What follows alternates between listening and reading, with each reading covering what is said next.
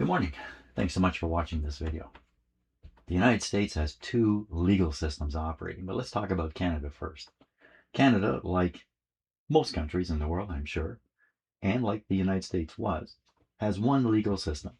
If you run foul of it, you go into that one legal system. And everybody in it, the lawyers, the judges, they all follow the same rules, the same laws. Yes, there's some gray zones in there, and those things get argued out in court, and that's how it works.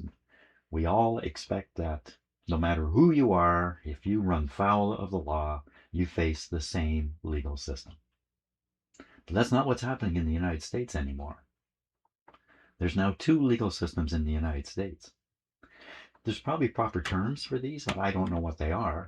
One of them is the same old standard legal system that's been operating for years and years and years, the one that most Americans think everybody faces, just like here in Canada and other countries. But that's not what's happening. There's another legal system that's developed in the United States. And I'm going to call it the privilege system. I don't know what else to call it. The privilege going to politicians who can steer legal activities now in your country, who can cause people to be charged with crimes they haven't committed and drag them into a legal system of some sort, drag them through the mud, basically. Use the legal system for reasons other than legal things. And you can see this happening because the two systems come into conflict. And that's what's happening in the United States, where the one system is bringing forward charges and the other system is rejecting them as being illegal. If the privilege system wins out, you're finished.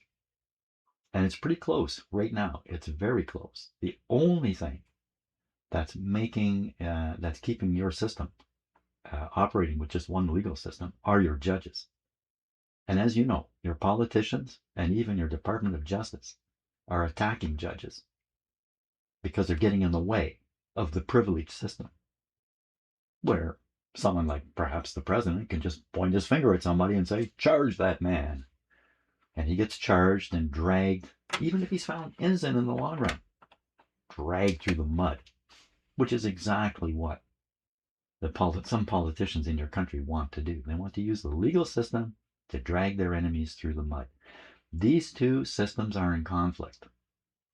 And you see it happening all over the place now in the United States. And again, it's just your judges that are standing in the way of this. And your government, I should be more specific, the Trump administration is attempting to undo it all. That's what happens when you elect a criminal.